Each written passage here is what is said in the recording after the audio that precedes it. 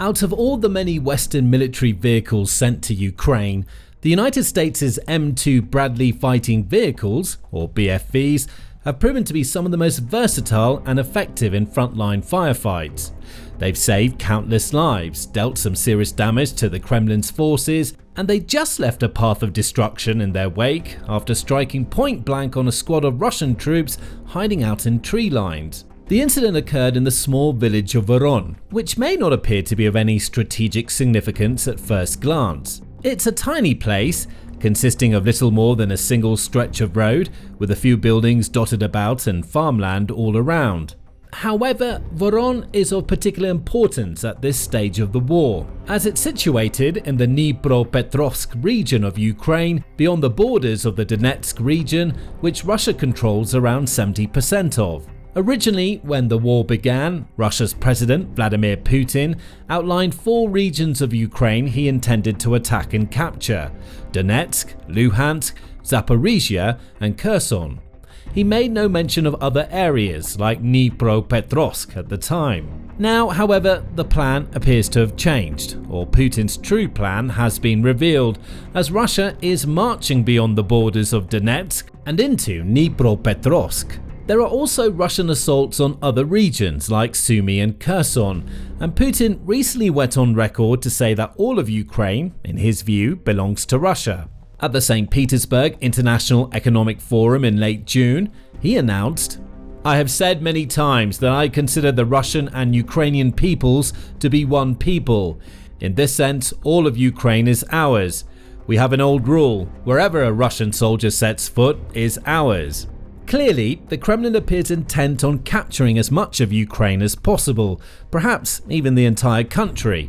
While numerous experts have estimated that a complete nationwide takeover would take several decades, that doesn't seem to have deterred Putin from his campaign of conquest. He continues to order his troops ever onward, and while many die and Russia suffers extraordinary losses of lives, equipment, money and resources, it's made slow, gradual gains along the front lines, providing a platform for this recent push into the Dnipro region.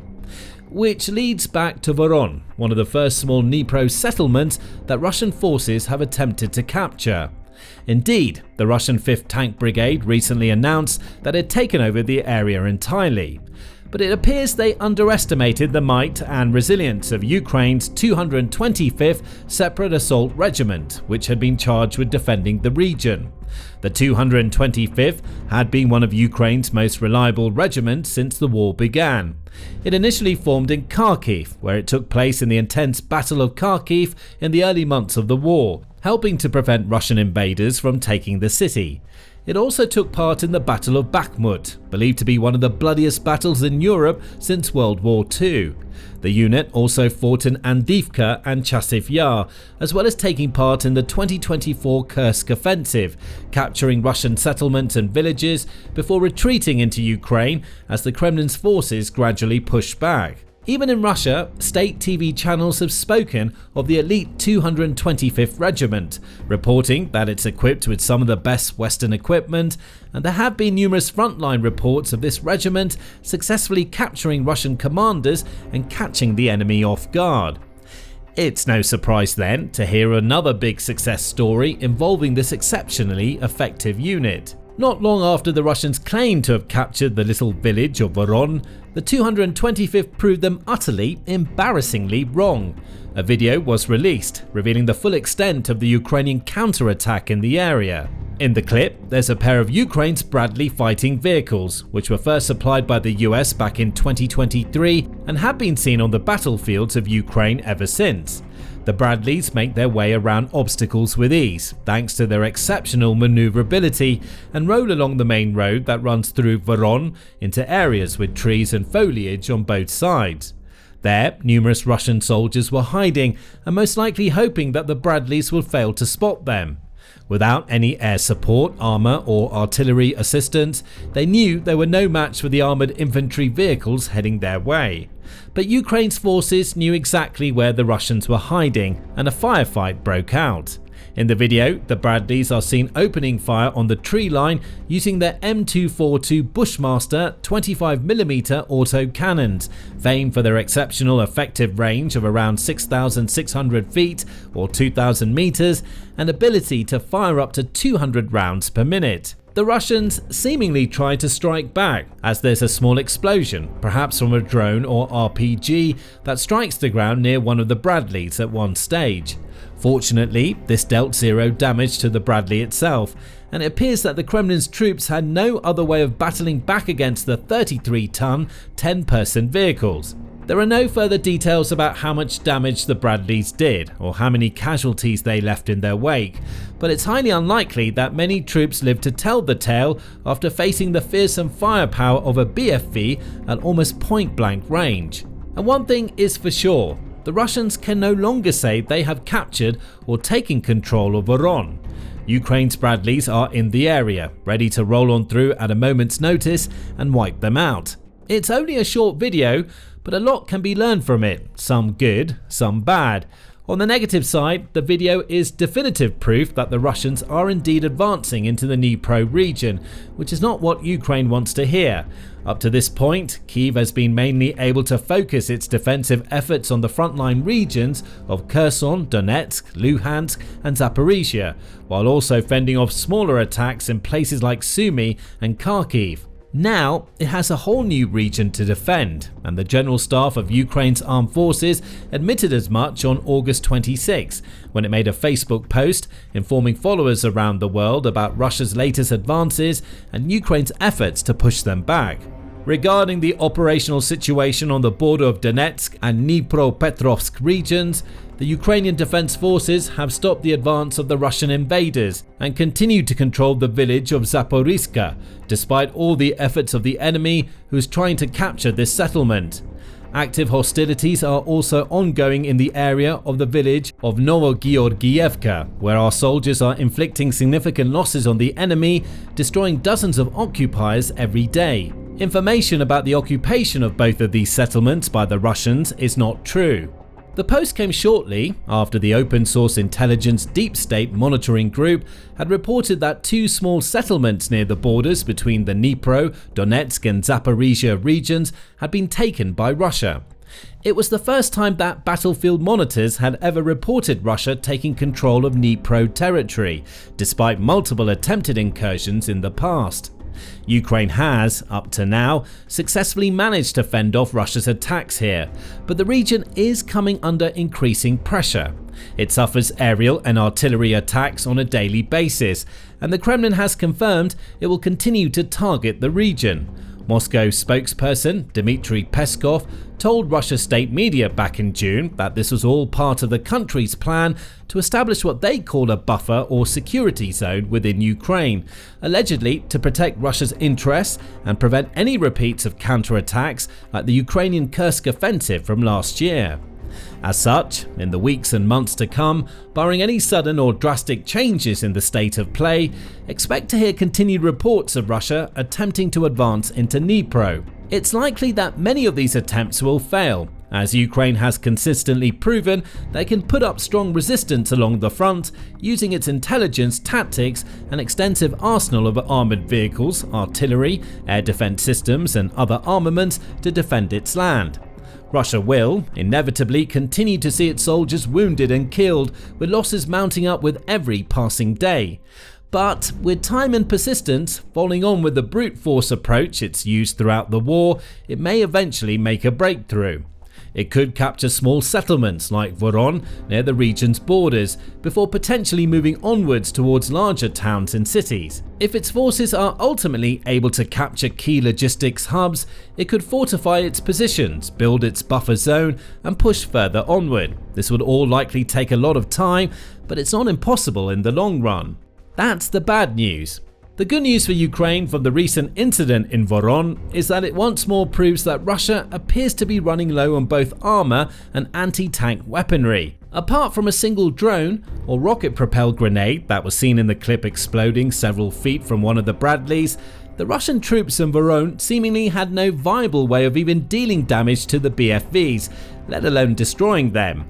They simply had to hide among the troops and hope that they survived as Ukraine's 225th Regiment rained down fire upon them. This is a common trend along the entire front line. On countless occasions in recent weeks and months, small squads of Russian soldiers have been sent into Ukrainian land either on foot or on board simple civilian vehicles like motorbikes and pickup trucks. They've not been given any armoured vehicles or even reinforced personnel carriers to keep them safe, nor have they had fighting vehicles and tanks backing them up.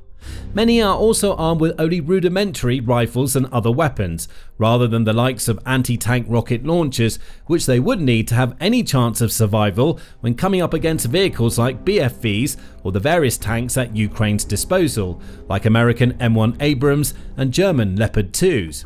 In short, while Russia is launching a lot of assaults in areas like Donetsk, Zaporizhia, and even now Dnipropetrovsk, it's doing so with very limited resources and relatively weak groups of troops. Because of this, despite its apparent best efforts, Russia has gained very little ground while continuing to suffer colossal losses.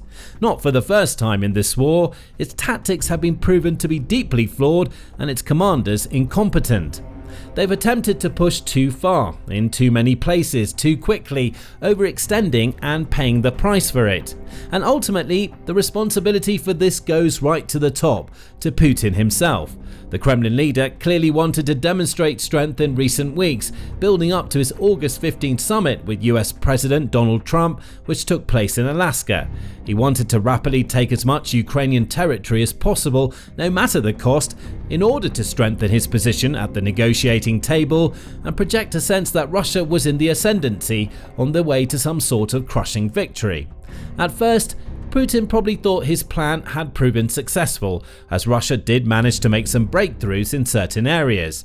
Its reckless assaults bore fruit in the Donetsk region, most notably where Kremlin forces broke through Ukrainian defensive lines northeast of the city of Pokrovsk, which has been the site of intense fighting for some time and is seen as one of Russia's main targets. They attempted to encircle the city, presumably with a long-term plan of cutting off supplies and attacking Pokrovsk from multiple angles. But the plan backfired. Russia committed too heavily in and around Pokrovsk, leaving other areas exposed.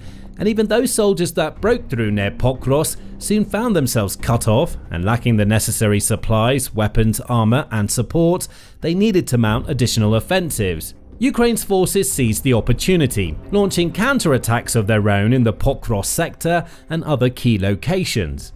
They first dug in and defended their ground against Russia's onslaught, before battling back in places like Torsk, where Ukraine's 63rd and 60th Mechanized Brigades have made it more or less impossible for Russian troops to gain even the slimmest sliver of valuable land, and the Serebryansky Forest, where Ukraine used FPV drones to take out 2 Russian BMP-2 infantry fighting vehicles.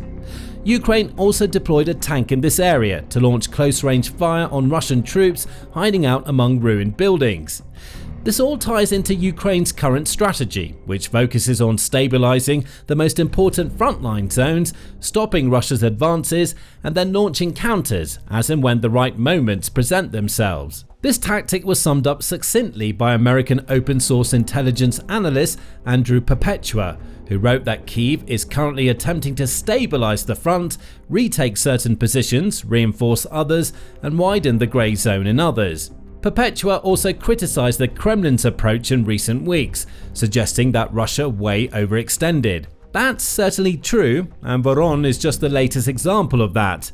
There's little point in Russia sending troops to take over villages and settlements like this when Ukraine can simply send in its vehicles and wipe them out all the very next day.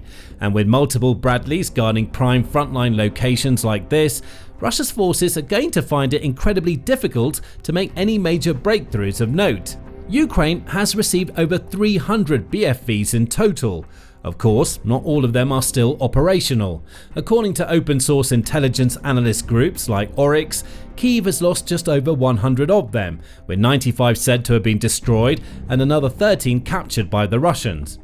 Others may also have been abandoned in dangerous areas or in varying states of disrepair, but Ukraine's army still reportedly includes no fewer than 6 Bradley battalions, with each one being assigned 31 BFVs for a grand total of 186 vehicles. Ukraine might not have quite that many left, but it has undoubtedly used its Bradleys to extraordinary effect over the course of the war so far. The history of these vehicles dates all the way back to the 1960s. In many ways, they were America's answer to the Soviet Union's BMP infantry fighting vehicles, which dominated the Cold War era.